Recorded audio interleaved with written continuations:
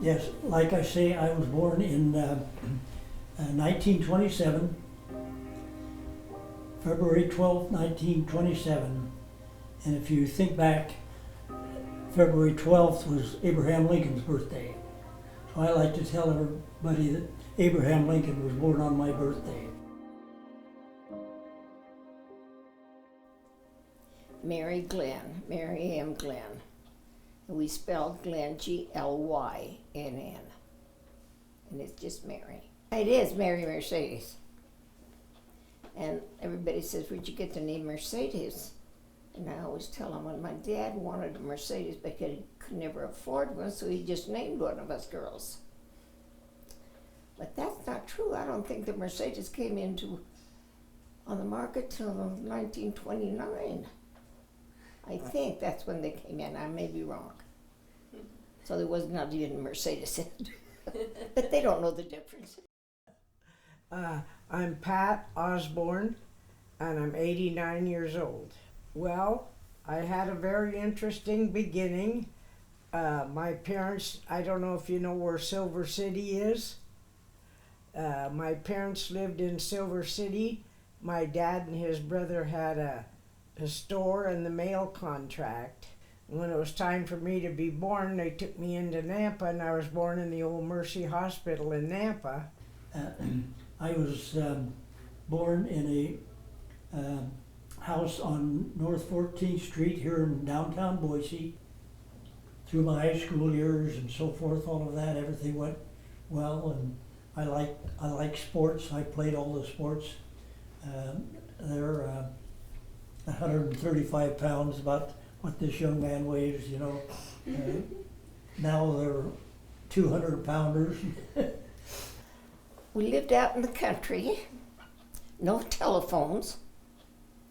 We had a windmill, a silo, two of those tin things that they put grain in.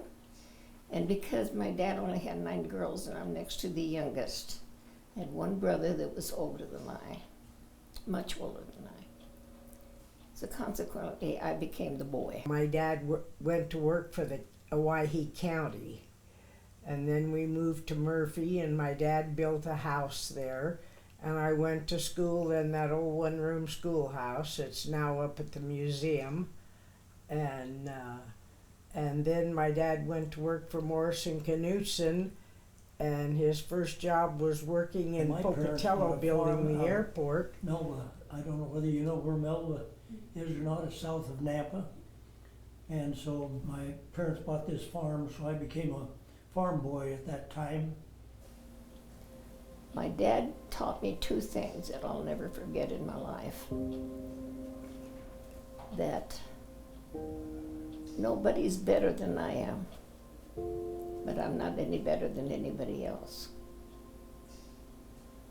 And what you learn in school and learn at home, no one can take away from you. You could be a millionaire and something can happen and you can be poor. But what you learn and put up in your brain, that is yours forever. And if you believe in God, you get there. I had lovely parents.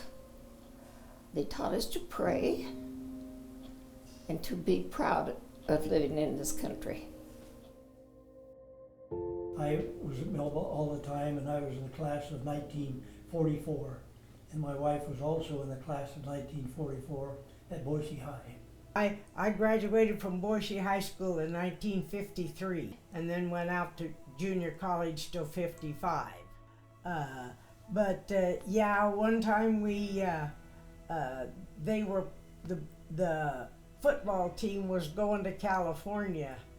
So a bunch of us decided we'd go down to the game. And we drove to California, and while we were there, we went out to Knott's Berry Farm or whatever it was. We went to some things and went out and to an amusement park where we rode the Ferris wheel, or the, what do I want to call it? The thing with the cars that goes around and up and down. And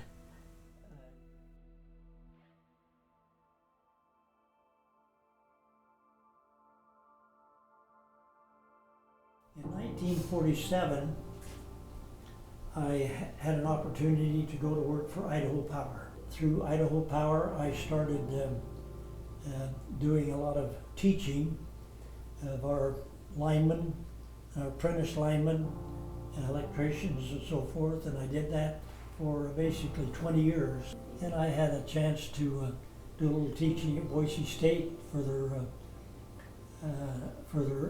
electricians. What I enjoyed about the teaching is that I learned more than any student. Of course, then everybody was signing up to go to the war. And the way we found out is they had us all go into the auditorium at school. Then they made the announcement that the Japans had hit it.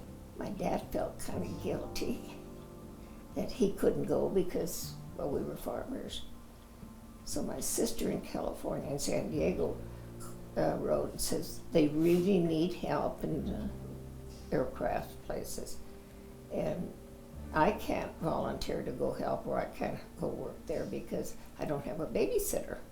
All the women that babysit went to work there because they paid more. So they sent me to go babysit. 77,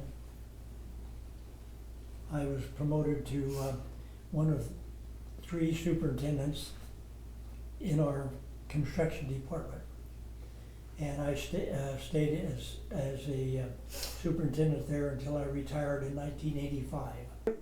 We had I enjoyed college. I enjoyed the 2 years that I went, and then after I got out, I went to work for the telephone company.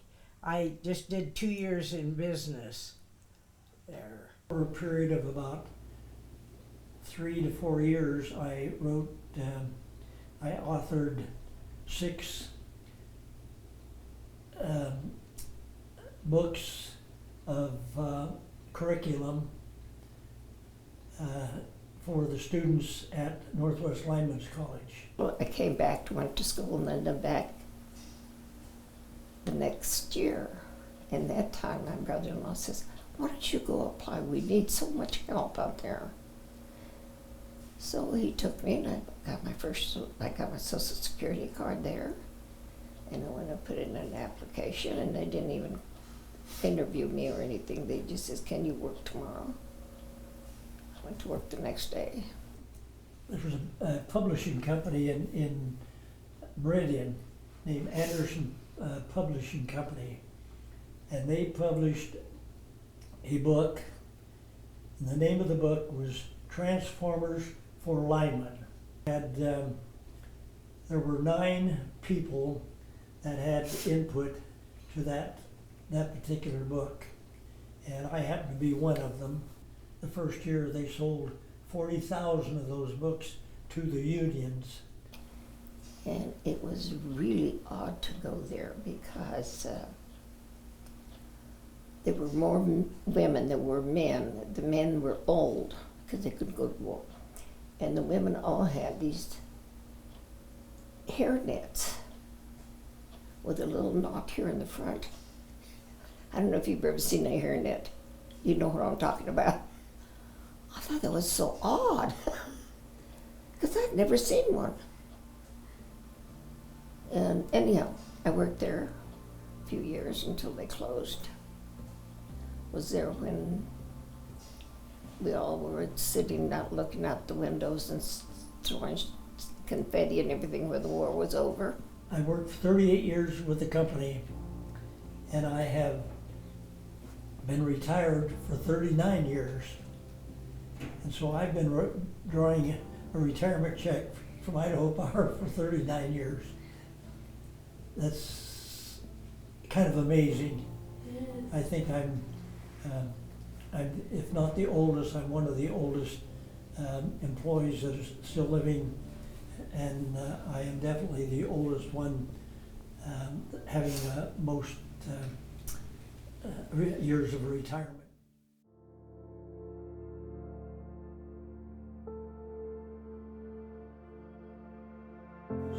There was a young lady by the name of Joanne Little that started grade school in the same class that I was in, very same day, first day, in the 6th grade. And we went all the way through Garfield School in the same class, and we were as much as you can be boyfriend, girlfriend at that young age. We were. And when the kids would have birthdays and so forth, a lot of the parents would take us up there roller skating. And we would go up there and roller skate and hold hands and skate around, you know. That young lady, Joanne, and I stayed very, very close friends. And in 1947, we were married. So my little childhood sweetheart was my wife, and this picture you see right here. And then I went down to Boise High School. It was the only high school in town. So, and that's where I met my husband. He was 2 years ahead of me in high school, and but we were just friends and nothing. And then he graduated, and I had 2 more years, and then he went in the Navy. He went out to Boise Junior College, and then he went in the Navy. And then when I graduated from high school, I went out to Boise Junior College, and he came back when I was in my 2nd year, and that's when we started dating, got married, and we were married for 60 years. He died the day after our 60th anniversary.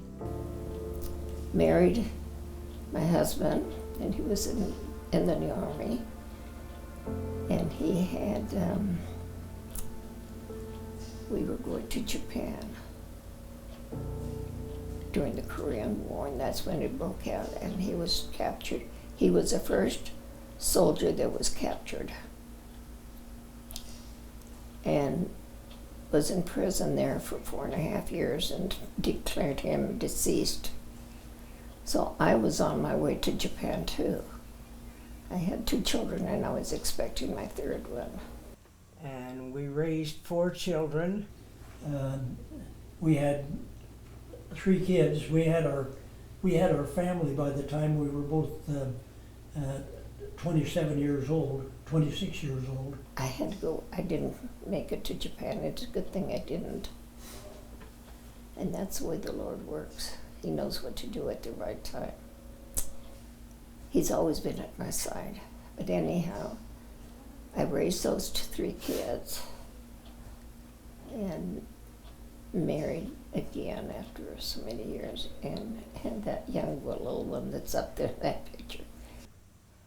And the youngest one, which was 11 years younger than the 3rd one, the 4th one was born handicapped. And we were living in Pinedale, Wyoming at the time. We had 2 boys and a girl, and they were great kids. And all my kids got their masters, but they did that on their own. I didn't help them on that. They always had a home when they came home for the holidays, though.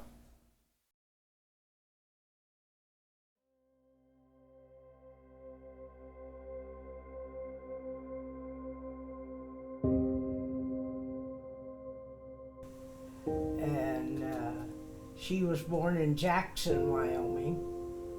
And so then we knew, once we kept trying to figure out what the problem was, they didn't know there.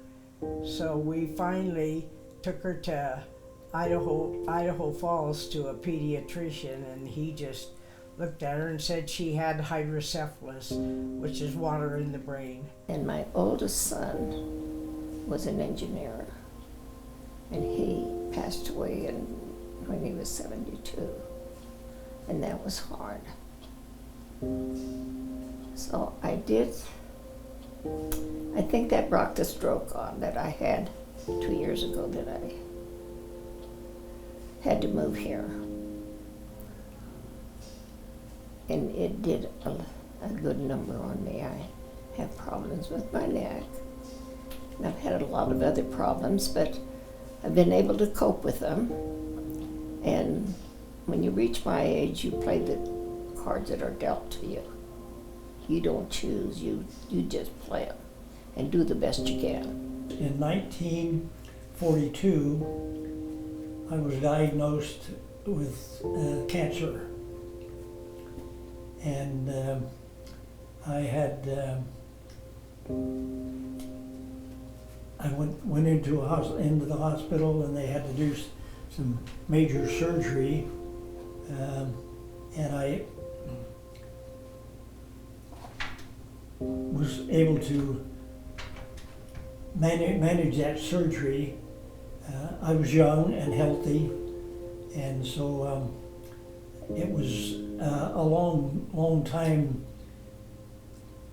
getting completely over it, because, like I say, I was 42 years of age at that time. That was 1969, and a total of about 40 chemo treatments and 42 radiation treatments. And here I am today at 97 years of age. So obviously the treatment that the doctors gave me were very, very good and very, very satisfactory. You just take what comes and live with it, or whatever. We had to scrimp and save at times for, to get by, but we made it, and we enjoyed life. Without God and Jesus in my life, I wouldn't be sitting here today.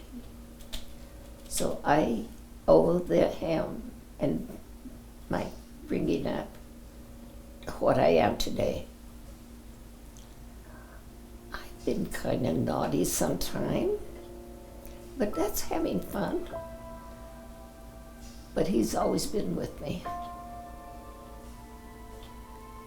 And I hope that when I meet people, if I have anything good in here, that it rubs off on them. Take advantage of everything that you have a chance to experience. It's always nice to see new people. Good. I usually sit in my room and watch TV. I don't play bingo, so I'm not one of those fanatics out there. The Holy Spirit works with you when there's a lot of people. I feel it here. I'm so proud of you that you're doing these things, because a lot of the young people don't know what it was like growing up. I had a good life. I had a good life. I had a very good life, and now here I am.